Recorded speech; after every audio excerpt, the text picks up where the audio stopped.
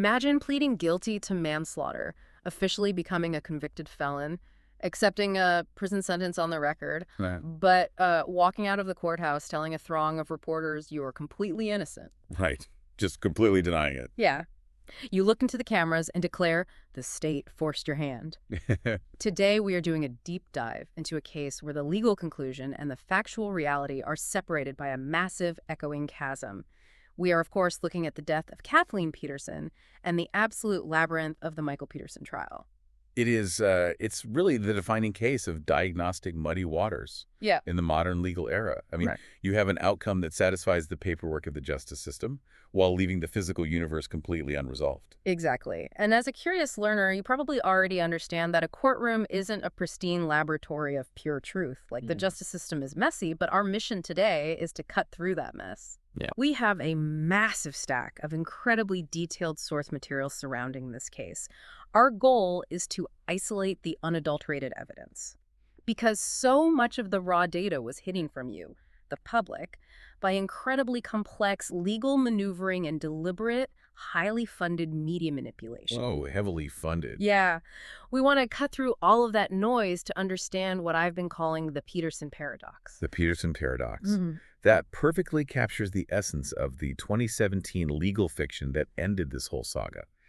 The mechanism used was an Alford plea to voluntary manslaughter. Right, which we need to explain because it's a very specific tool. It is. It's a unique, deeply misunderstood legal tool. So Michael Peterson formally entered this plea, accepting the criminal penalty and officially becoming a convicted felon for the death of his wife. But the Alford plea allows a defendant to simultaneously maintain their factual innocence on the public record. So he essentially stands in front of a judge and says, I am innocent, but I acknowledge the prosecution has enough evidence to convince a jury to lock me up for life, so I'll take this deal. Exactly. He is making a pragmatic choice to avoid a harsher sentence. And the court accepts this pragmatism. It registers him as a guilty felon. He was sentenced to 86 months. But he didn't actually go back to prison right then, did he? No, because he had already served more than that time behind bars during the endless appeals process. So the sentence was considered satisfied. He walked free. But he walked out with a legally sanctioned megaphone to say, I never admitted to killing her. Okay, let's unpack this. That legal conclusion in 2017 is the endpoint. But to understand why the public looks at that Alford plea and says, no way he absolutely did it, we have to travel back. Way back. Right, back before the multi-million-dollar civil suits, long before the French docuseries and the HBO dramatizations. We have to travel back to the raw data of the crime scene itself. December 9, 2001. At 2:40 in the morning. That's when Durham emergency dispatchers received the first 911 call from Michael Peterson. And the disconnect in that call is just jarring. Peterson is frantic. He tells the dispatcher he had been sitting outside by the pool, walked inside, and found Kathleen unconscious at the bottom of the back staircase. He explicitly claims she fell down the stairs. Yes. But the detail that really jumps out is his insistence that she is still breathing. Right, he establishes a very tight, immediate timeline. He says, I just found her, she was alive a minute ago, and she is still breathing. Then, moments later, he places a second call, stating she has stopped breathing. So the narrative is meant to convey an emergency in active progress, like it just happened. Exactly. Then the paramedics and the police walk through the front door, and the physical reality of the space completely shatters the timeline Peterson just gave them. I mean, seasoned investigators and EMTs flag the scene as highly suspicious immediately because of the sheer volume of blood. It was staggering. This wasn't a bumped head. Blood was splattered high up on the walls of the stairwell, and there was an extensive pooling of blood on the floor covering Kathleen. It was wildly disproportionate to a standard household tumble down a few wooden steps. And beyond the volume, the physical state of the blood contradicted the timeline entirely. Right, the drying. Yes. Paramedics noted that the massive pool under Kathleen's head had already clotted, hardened, and dried by the time they arrived. We do not get clotted, dried pools of blood from a fresh injury that happened minutes before a 911 call. Biology dictates a much longer timeline. And the medical evidence backed up what the paramedics saw, right? During the autopsy, the medical examiner found what are called red neurons in Kathleen's brain tissue. Yes, the red neurons are crucial here. Let me explain the biology of this for a second because it's a critical tell. When brain tissue is deprived of oxygen, which is a condition called ischemia, the dying cells undergo a change.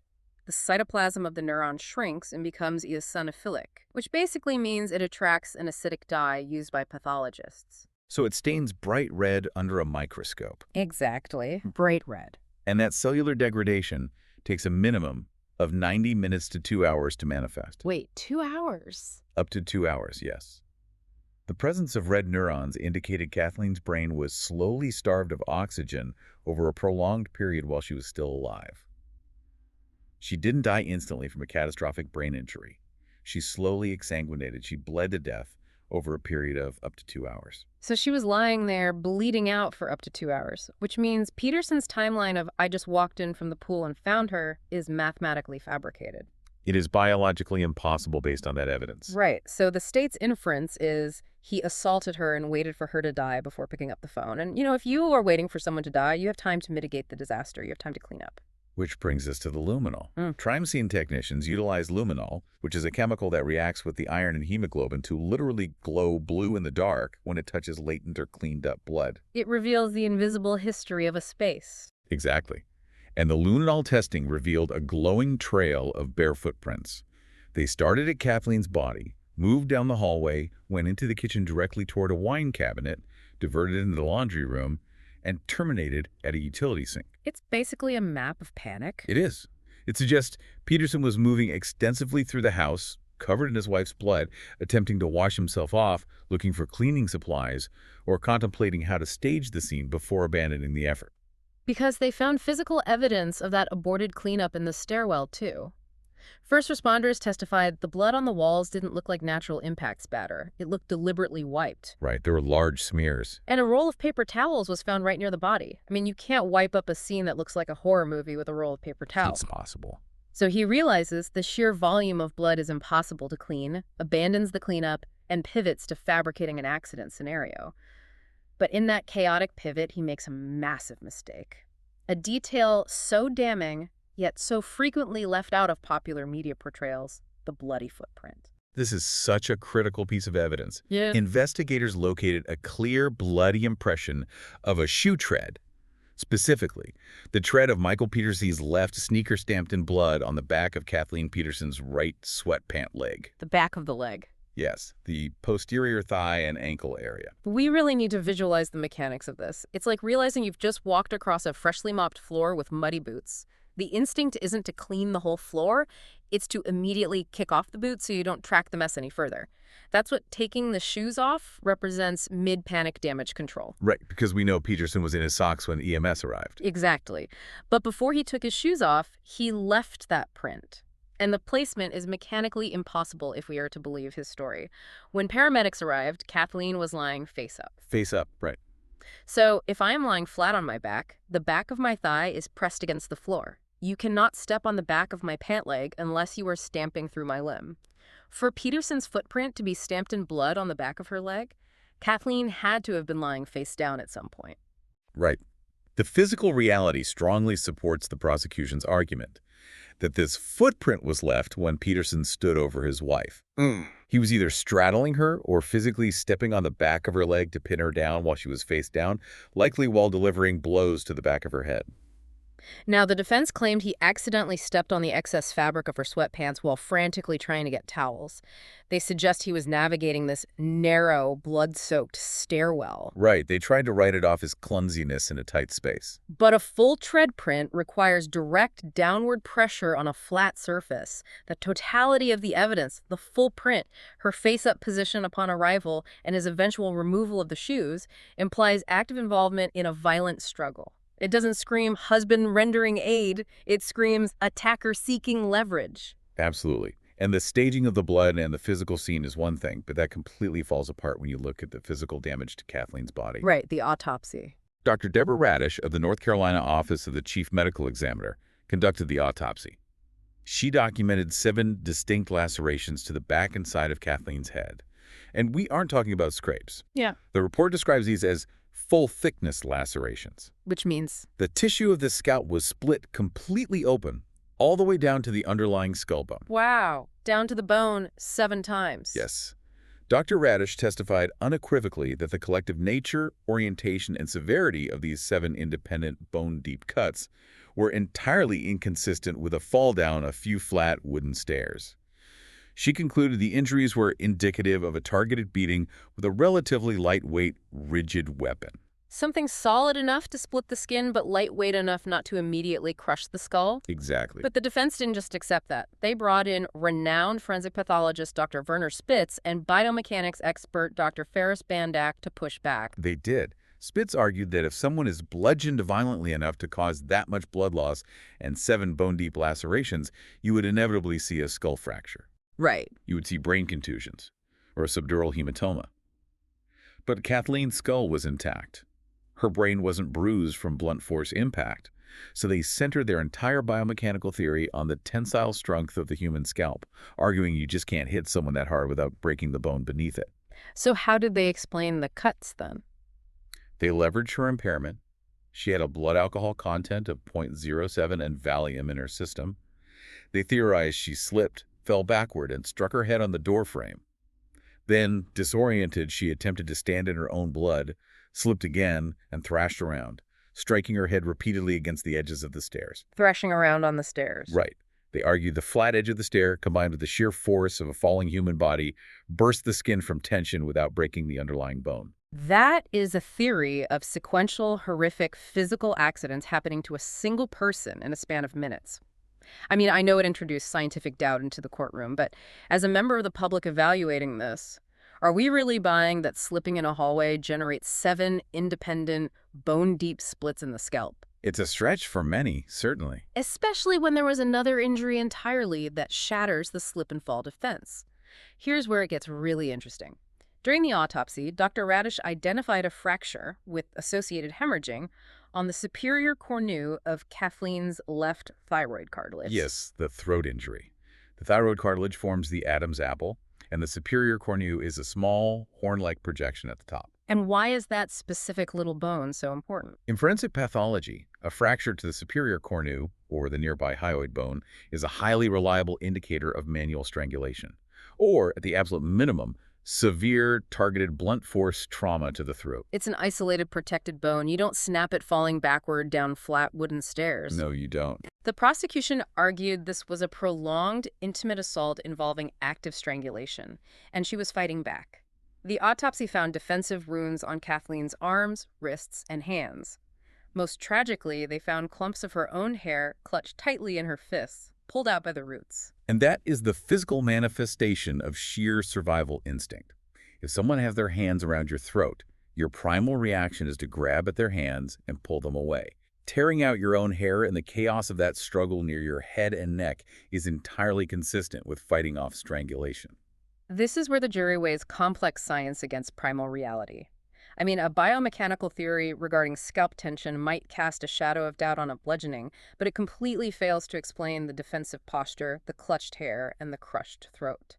The strangulation evidence confirms a violent, intimate struggle between two people. It's very hard to reconcile the throat injury with a fall. Right. Now, this bizarre, horrific set of injuries defies belief. But to truly understand the boundaries of coincidence in this narrative, we have to look 16 years into the past. We have to travel away from Durham, North Carolina, and look at the specter of Elizabeth Ratliff in Grafenhausen, Germany. Right, this is where the case just gets surreal. In November 1985, Michael Peterson and his first wife were living in Germany. They were close friends with their neighbor, Elizabeth Ratliff. Okay. One morning, Elizabeth is found dead at the base of a wooden staircase in her home, surrounded by a massive pool of blood. And the last person to see her alive the night before was Michael Peterson, who had walked her home and helped put her children to bed. Honestly, an editor would reject this script as too unbelievable. A woman dead at the bottom of stairs, massive blood, Peterson the last to see her. It's wild. Uh, But at the time, the investigation was handled by German authorities and U.S. military police. They concluded Ratliff suffered a spontaneous cerebral hemorrhage linked to a blood clotting disorder called von Willebrand disease. They said this caused her to collapse, fall, and die. and then Peterson adopted her kids, right? Yes, he subsequently adopted her 2 orphan daughters, Margaret and Martha, raising them alongside his own children. Okay, so cut to 2001. Durham prosecutors are digging into Peterson's background and uncover this police report. They petitioned to have Elizabeth Ratliff's body exhumed from a cemetery in Texas, bringing her remains to North Carolina for a modern forensic examination. And this is key. Dr. Deborah Radish, the exact same medical examiner who autopsied Kathleen, performs the procedure on Elizabeth Ratliff. And what does she find? Dr. Radish discovers Ratliff's death was not a spontaneous hemorrhage. It is officially reclassified as a homicide caused by blunt force trauma, because she finds exactly 7 deep, distinct lacerations to the back of the head. 7, identical in number and nature to the wounds found on Kathleen Peterson 16 years later. Exactly the same. So how did the prosecution use this in the trial? They brought this in utilizing North Carolina Rule of Evidence 404B. Under the law, you generally cannot introduce past bad acts simply to prove a defendant has a bad character. Like, you can't say he's a bad guy because he did a bad thing before. Right, that biases the jury. Exactly. However, Rule 404B allows past acts to be admitted if they move motive, opportunity, intent, preparation, plan, or in this case, absence of mistake or accident, and a potential modus operandi. Modus operandi, his MO. So they are essentially arguing that his presence at an identical staged staircase fall in the past proves Kathleen's death wasn't a freak accident. It's like finding a highly specific signature on a forged painting. He had the knowledge of how to stage it. Yes, the defense fought this fiercely, of course, arguing there was zero independent physical evidence linking Peterson to Ratliff's death other than proximity. They argued lightning can strike twice. But consider the statistical odds of that. What are the odds of one man being the last person to see 2 different women alive? Both die at the bottom of wooden staircases. Both yield massive pools of blood. Both exhibit exactly 7 identical, deep, bone-exposing scalp lacerations. That is not lightning striking twice. It is lightning striking the exact same millimeter of ground 16 years apart with the exact same voltage. It's a very compelling argument for the jury to hear. The Ratliff case provided a tested blueprint for murder, demonstrating that authorities could be fooled by a staircase narrative. Exactly. So we've established the how and the past pattern. Now, a primary directive in any homicide investigation is cui bono, who benefits. Let's dive deep into the finances, because the motives of ruin and exposure here are staggering. Outwardly, the Petersons were the picture of success, residing in a sprawling mansion in the Forest Hills neighborhood. Right, but the forensic accountants painted a reality of rapid deterioration. Kathleen was a high-ranking executive at Nortel Networks.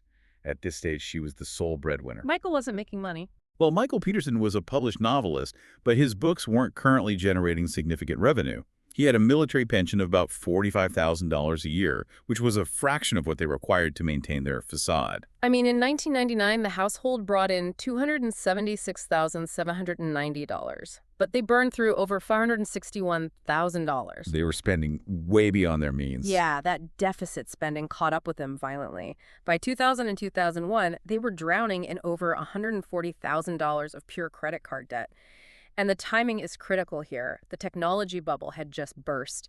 Nortel Networks, Kathleen's employer, was suffering catastrophic market losses. And Kathleen was terrified of imminent layoffs, which meant losing her lucrative stock options. The entire financial house of cards was collapsing. She had a safety net, didn't she? She did. Kathleen held a $1.5 million life insurance policy. Furthermore, the massive Forest Hills mansion was solely in her name. So the state presented a stark binary. If Kathleen discovers the depth of their financial ruin or discovers other betrayals and files for divorce, Michael Peterson is left destitute and publicly humiliated. If she dies in a tragic accident, that $1.5 million policy instantly resolves the mounting debts and secures his lifestyle. And that other betrayal you mentioned brings us to the bisexual secret. While investigators were searching the mansion, they seized Peterson's computer. Now wait, wasn't there a legal issue with that search? There was. The North Carolina Court of Appeals later ruled this specific search constitutionally deficient because the warrant was too broad. But, and this is a big but, they deemed it a harmless error in the context of the trial's outcome, which kept the evidence in the public narrative and in the trial. Okay, so what did they find on the computer? Investigators found thousands of files of gay pornography and extensive email correspondence with male escorts. Specifically, a 26-year-old male escort named Brent Wolgamott, who went by the name Brad. The emails detailed Peterson actively soliciting and paying for sexual services just months prior to Kathleen's death. This synthesizes the motive. It isn't just about money or infidelity, it's the volatile collision of the two. The prosecution's theory is that late at night on December 9th, Kathleen goes into the study to print documents for a work conference. She discovers the explicit emails to Brad the escort. Right. She finds out her husband is spending their rapidly dwindling, borrowed money on sex workers. The ensuing argument over this profound financial and emotional betrayal escalates. Imminent financial collapse meets explosive infidelity, resulting in a fatal physical confrontation. Now, the defense tried to spin this by claiming Kathleen had a silent understanding regarding his extramarital activities with men. Which is just put yourself in Kathleen's shoes. Is it remotely believable that a highly stressed corporate executive, terrified of losing her job, drowning under $140,000 of credit card debt, has a silent understanding about her husband taking their remaining cash to pay for escorts? It's highly unlikely. There was no testimony from a single friend, sister, or colleague to suggest she approved of this. It defies basic human nature. So, if the motive is this clear and the evidence is this damning, we have to explore how Michael Peterson ultimately walked free. We have to separate factual guilt from procedural justice. This brings us to the total collapse of the state's legal architecture, centering around State Bureau of Investigation agent Dwayne Deaver. If we connect this to the bigger picture, Dwayne Deaver was the prosecution's star blood spatter analyst. He testified that the spatter on the walls and a microscopic drop of blood found inside the leg of Peterson's shorts proved conclusively that Peterson stood over Kathleen and beat her to death. But reliance on expert testimony is dangerous when the underlying science is fraudulent. Exactly. In 2011, an independent audit of the North Carolina SBI laboratory exposed a horrifying culture of systemic corruption. The lab prioritized securing convictions over scientific truth. Which is terrifying. Absolutely terrifying. During post-conviction hearings, Peterson's defense attorney, David Rudolph, completely dismantled Dever. Dever had grossly exaggerated his credentials, testifying he authored 200 blood spatter reports when the audit found he only had 54. He fabricated 150 cases of experience. And his methodologies were exposed as pure theater.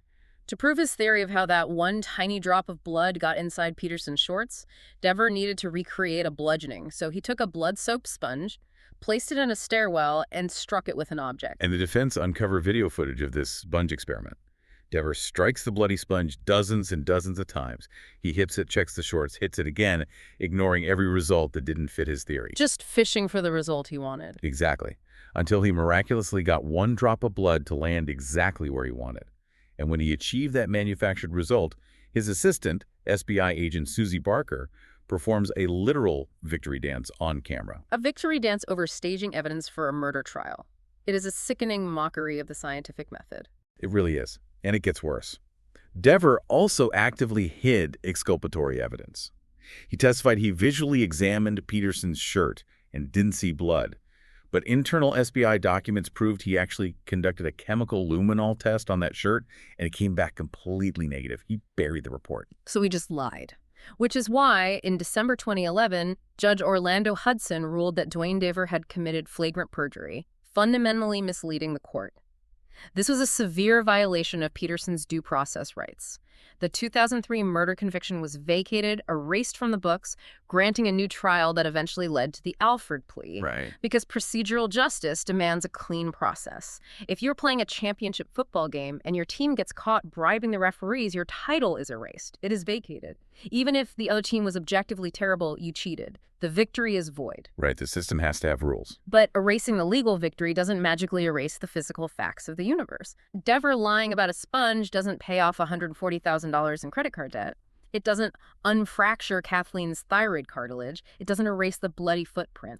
That's the crux of it.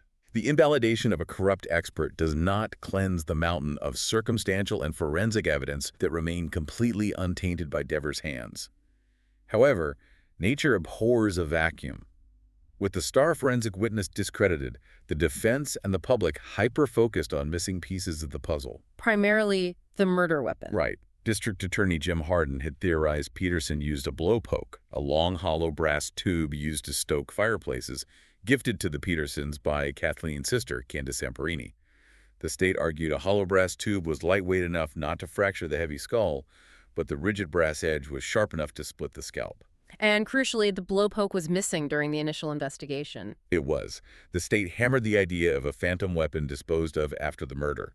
But in a massive twist near the end of the trial, the defense found the missing blowpoke in the Petersons' own garage. Wait, they just found it sitting there? Yes. tucked away, covered in thick, undisturbed cobwebs, completely devoid of blood or DNA. Which really highlighted incredible police incompetence. Two crime scene technicians, Eric Campen and Dan George, had actually found that exact blowpoke in the basement boiler room back in June 2002.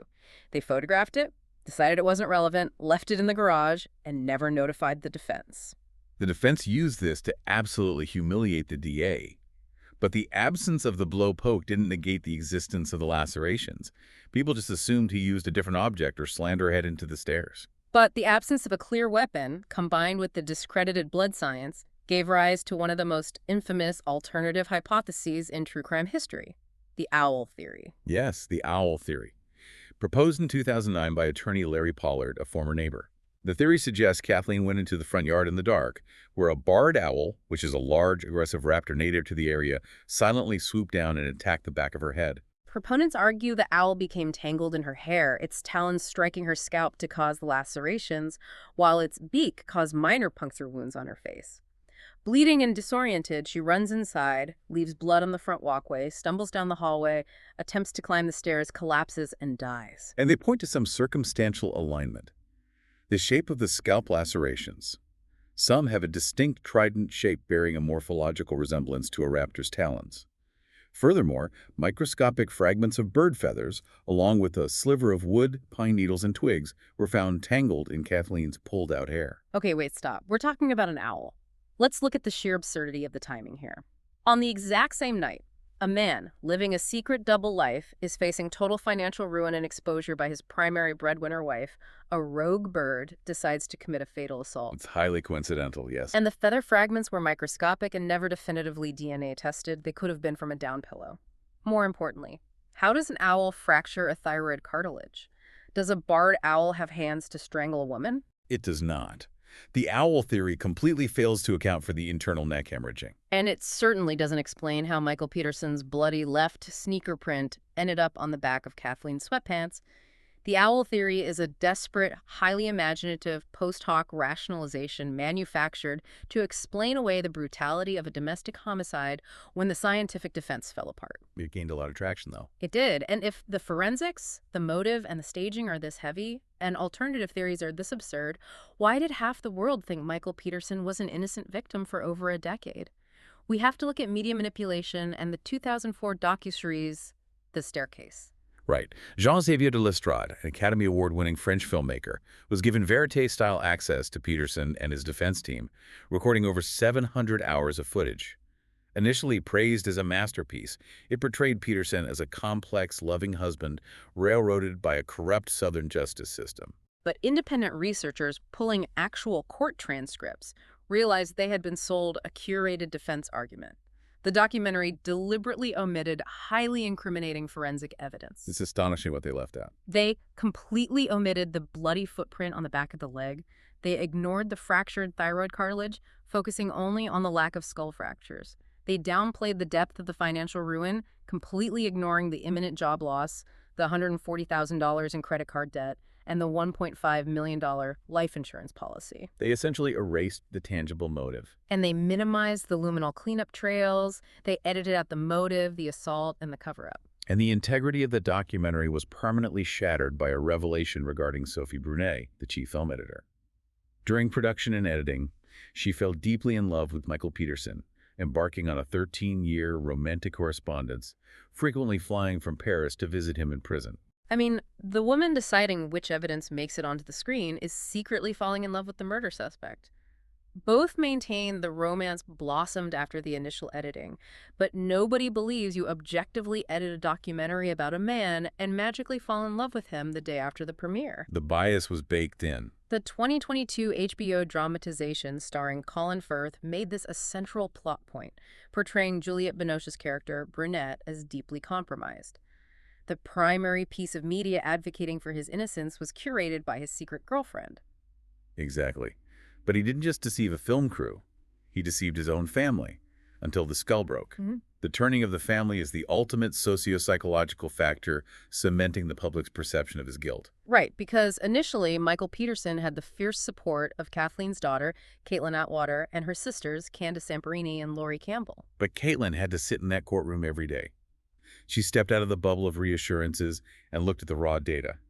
She saw the unvarnished autopsy photos. She listened to the financial reality. She learned about the escorts. It caused a profound paradigm shift. Viewing the totality of the evidence convinced her completely and irrevocably of her stepfather's guilt. Candace and Lori followed suit, delivering blistering victim impact statements. And Caitlin went a step further, filing a wrongful death civil suit to guarantee he could never financially profit from memoirs like his book Behind the Staircase. Which is a huge move. It is. In a civil trial, the burden of proof is a preponderance of the evidence, not beyond a reasonable doubt. In 2008, a judge awarded Caitlin a staggering $35 million judgment against Michael Peterson, $25 million compensatory, and $10.5 million in interest, accumulating at over $166,000 per month. He will never legally profit from his notoriety. This raises an important question. When a victim's own blood relative, who desperately wanted to believe in her stepfather's innocence, sees the raw data and concludes he is a murderer, shouldn't the public trust that over a documentary edited by the suspect's secret girlfriend? You trust the daughter who saw the autopsy, not the editor who saw a romance. That's a very powerful way to frame it. As we wrap up this deep dive, we return to the core dichotomy of the Peterson paradox. The Constitution demands that when the state cheats, the conviction must be thrown out.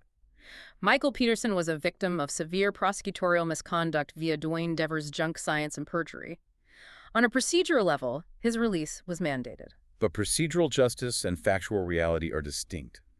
Being legally wronged by a corrupt investigator does not equate to being factually innocent of the crime.